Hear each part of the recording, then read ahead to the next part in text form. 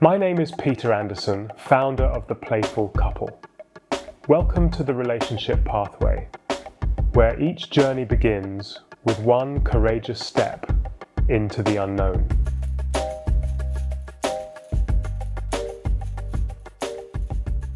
I was talking to a couple that kept on having repeated irritations in their relationship. I suggested to them it is like an emotional splinter. It has to be removed in order to stop the irritation. They liked this idea and we used it as a way to go deeper into our work. I shared this with other couples and it also resonated with them. So it formed into a way of describing how to move away from just focusing on behavior, but also wanting to go underneath the challenge. So I would like to share this with you and see if you recognize yourself in the triggering irritation. So it starts with the idea that when you catch a splinter in your finger, if it's small, it can be a slight irritation. But if you have other things to do, you ignore it. Say your partner reaches to hold your hand, but it's a bit sore, so you pull back. Over time, it becomes more sensitive. And you start to avoid any hand contact. Your hand begins to form a fist to protect your finger. And in doing that, you lose the softness of connection. Any attempt to force connection can then lead to defending that discomfort. It's not until the splinter is removed that it becomes possible to welcome someone reaching out to connect. And if you both have splinters, well, I'm sure you know how that goes. So, what is the splinter? How do you notice it? So much of our life is focused on the outside world. Sometimes we don't have the awareness to uncover an emotional splinter and it can seem abstract. So what are we searching for? It's the body that becomes the beacon of the splinter signal. It can jump into awareness like a ninja striking from the shadows, then disappears back into the darkness.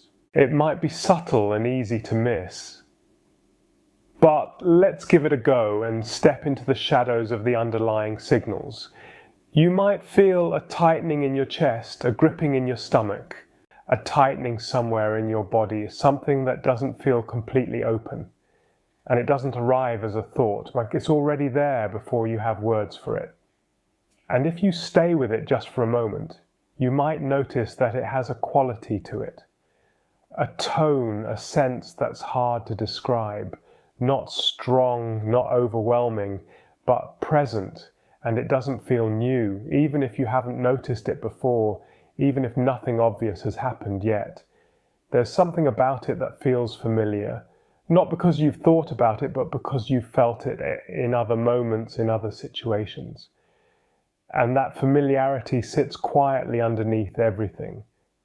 And most of the time it goes unnoticed because attention moves elsewhere to what's happening, to what's being said, to what needs to be done. Well, but it's still there.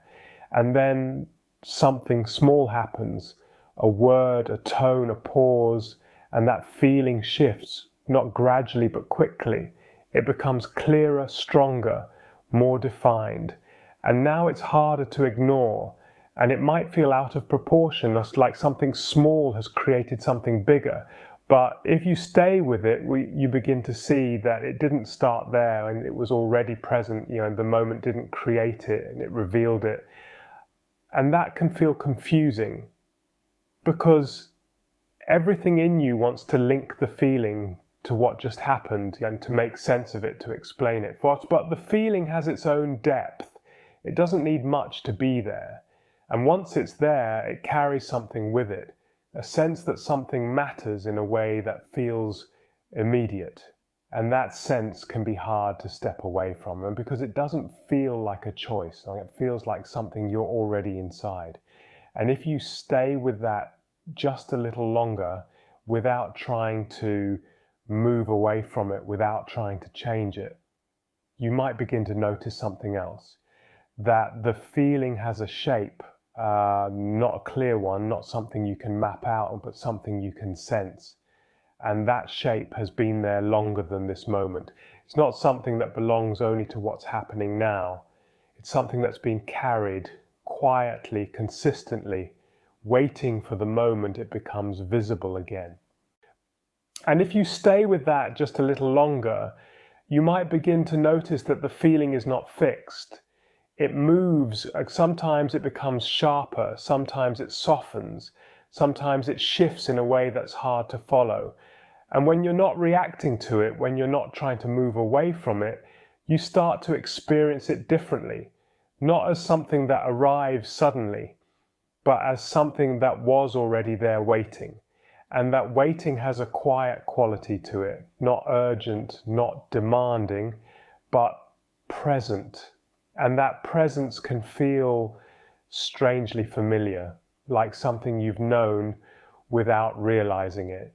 And that familiarity is not coming from thought, it's coming from experience, something that has been felt before, not necessarily in the same way, not necessarily in the same situation, but with the same underlying sense. And if you stay with that without needing to understand it, you might begin to notice that the feeling has a depth to it, not just in how strong it is, but in how far it seems to reach. It's not only in the present moment.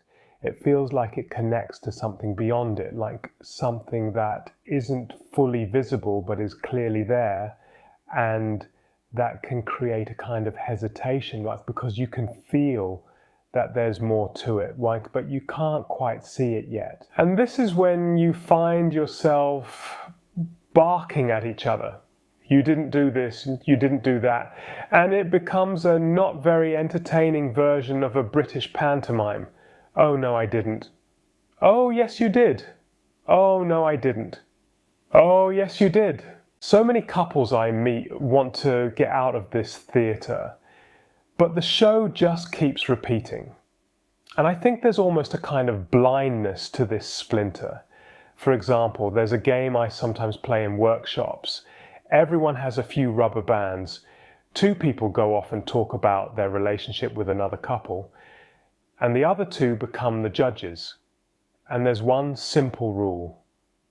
Anytime someone says him, her, she, he, or uses their partner's name, they have to give up a band. And the point of it is this: to become aware of how our language sits, because that language can block the signal of the splinter. And that's what we're actually looking for.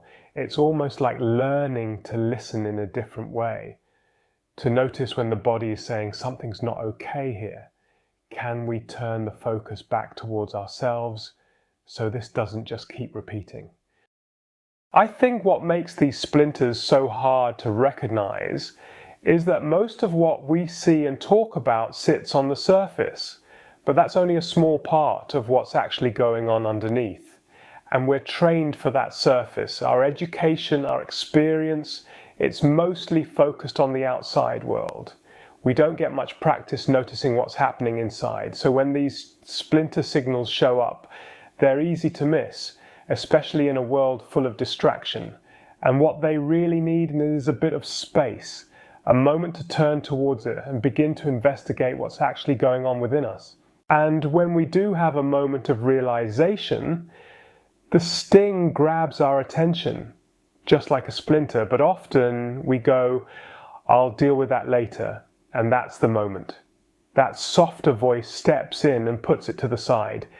Now's not the time. There's something there, but I'm not quite sure what it is. It's going to take effort to untangle it. Do I even have the energy for that? And if I find it, is it going to be uncomfortable? So maybe it's easier just to leave it alone. So it's not only about hearing the signal, it's having the courage to turn towards it, to stay with it long enough, to see what's there, not to force it out, not because it shouldn't be there, but to free it.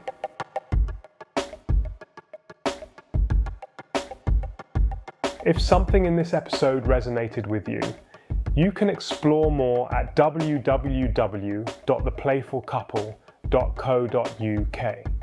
And if something has stirred your curiosity and you'd like to explore it further, feel free to get in touch.